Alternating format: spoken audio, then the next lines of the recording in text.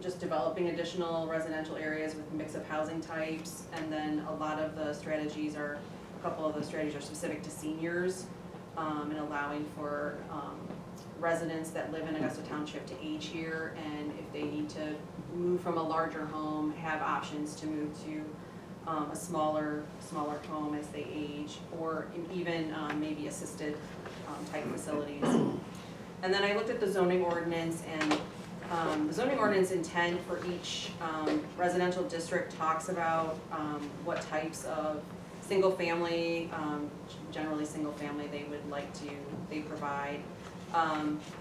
SR does talk about a variety of desirable and economically feasible housing opportunities, but really in all of these districts, we only allow single family homes, some on large lots, right? So there isn't a lot of there's nothing in the ordinance that suggests ways to allow for smaller homes or even duplexes or accessory dwelling units or mother-in-law suites. And so in my initial observations on page 3, we'll just talk about some of these. We also have a definition for convalescent and nursing homes, but we have nowhere in the township, under no zoning district is it allowable use, whether it's permitted or conditional or special. I'm sorry, could you say that again? Convalescent and nursing homes. Okay. Yeah, they're listed or defined, but they're not listed in any district as a use that could be developed. We also don't define accessory dwelling units. This is kind of an up-and-coming type of dwelling unit where typically in the communities I work in, Pittsfield, several others in Washtenaw County, they're conditional use in most single-family residential districts. They are limited to a specific size, like they can't be larger than 50% of the main home. They can be attached to the main home, they can be a separate structure, but there are particular standards, like the owner of the property has to be living in the main home, or one or the other, right? And usually it's only a 1 or 2 person unit, so a single person or a couple would be living in the accessory dwelling unit. It's difficult in rural townships sometimes because we don't have, in some areas we don't have water and sewer, so we have to make sure the septic is sized. You know, there are other challenges that maybe through zoning we don't generally work through, but I think it's something as we talk we have to consider, because there are other factors that will go into developing some of these. We do have PUD zoning, which allows for flexibility in development, and we do allow up to 20% of a project to qualify as a multifamily development. It doesn't talk about what that really means. I think, you know, multifamily can be any number of things. To me, it's more than 2 units attached, but that could be duplexes as well, or some other component. I think that's great to continue to have, but you're only going to get that if you have a mixed-use development, and we haven't had a lot of that in the township in the last 10, 15 years. So in the last page, I have several questions to consider, and these are really, this is the first time we're talking about it, so I don't really expect any, you know, earth-shaking discussion tonight, but I want you to go back and think about these and think about how, if we wanted to provide additional housing, a variety of housing in the township, what do you think that looks like? And in what zoning district should that be considered? You know, and how do we provide for senior housing, and is that just independent living? Is it assisted living? I mean, there are all these questions as we start to think about it. And then, you know, as I'm reviewing all this, I keep thinking about the referendum. You know, we had an opportunity to provide a newer multifamily development right here down the street, and it was a 1-story ranch product that were, I think they were like 1,200 square feet, right? They were very nice homes, but they were rental homes. And, you know, we had this referendum and the rezoning didn't happen and that project didn't get built. So we're talking about how can we diversify housing and how can we provide different opportunities, but at the same time, we just had this referendum. And so I'm a little concerned, as we're talking about this, how we bridge the gap between providing the services that we said we wanted in the master plan, but then once a project comes in, how is the community gonna react to that? So, that was a lot to unpack, but I just wanted to get No, through it all. great, again. thank you, and thanks for those questions to consider, because those were really helpful thought starters. My only comment on this right now is, didn't we talk about last year how our master plan was not entirely accurate? And the one point I remember discussing was our agricultural district, we don't have one. Right, there was something about the ag district, but we don't really have an agricultural district. We don't have an agricultural zoning district, no. Right, so I found on our master plan, like currently, the way it's broken out is our agriculture percent of land coverage in our township is 60%, that makes up, single-family residential is 21%, manufactured housing is 0.8, commercial is 0.2, industrial, they've got listed as 0, but I think that's not really accurate given what we got going on in the township. Institutional, 1.7, recreation open space, 1.3, vacant utilities, 14%. So I agree, like, with this discussion and some of these things that we, not all of them, but changes to the township, but my initial reaction was, well, shouldn't we get the master plan really buttoned up in terms of those districts, and so that all the zoning aligns before we start talking about these items? So I understand that the township board is gonna talk about that, the ag zoning, and look at a quote from us to kind of do some of that Yep. in the next few months. But this conversation is separate from that, I think, from the ag part. I mean, the township received a grant to research potential additional housing opportunities in the township, so that's what this is about. That's important, and we're gonna do that too, but they're separate. So we're gonna talk about the ag separately, and we have to talk about, and this is just, maybe we decide you don't wanna do any of this, I don't know. This is just starting the conversation so that, they receive this grant, so that we would do the research and make any updates to the ordinance regarding development. The master plan, the zoning ordinance and the master plan are never gonna exactly align. The master plan is the goal, is a vision, but the ordinance is what the current law is. And so they're never gonna totally align, because you're always gonna say, well, we have these goals over here that we're gonna do maybe someday, but we have our laws right now that we need to look at how do we provide more diverse housing opportunities. That's where I'm gonna go, is that somewhat unrelated to this, but to answer your question, is exactly that they won't align. The zoning is whatever is currently in force right now. The master plan might say, okay, this is an area where, we wanna develop, who knows what.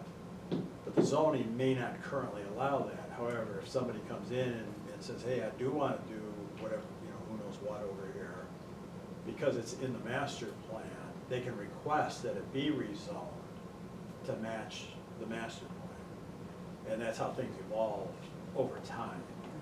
But we don't necessarily go in and rezone stuff just to match the master plan. All right, Okay. So I guess I have initially two questions.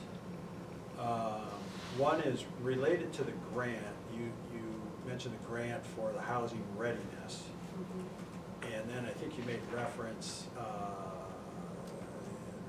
stated that we were asked to look at senior housing opportunities. I'm trying to understand. It's the same thing, like. Well, it is, but was the grant specifically targeted for that, or is it it's an audit of all housing the readiness, but is it the board wants to target opportunities for senior housing? I'm trying to understand So, what we were tasked The with. scope of the grant that Okay. as I understand it, I didn't Okay. write it, I'm Yeah. just providing information, was, this was the scope of work, to review the PUD, plan unit development section of the ordinance, to prepare prepare draft zoning ordinance amendments to include inclusionary housing programs. Prepare draft zoning amendments to include accessory dwelling units to provide housing for adult children or aging parents. And then revise the ordinances as directed by the planning commission and revise the zoning map as needed. So that, those inclusionary housing programs include senior housing. Okay. And then you actually answered one of my questions about the accessory dwelling units, that they may or may not be attached to the main structure. Yeah. I didn't know if, as an accessory unit, if that meant detached versus, you know, an attached mother-in-law suite versus a dwelling unit.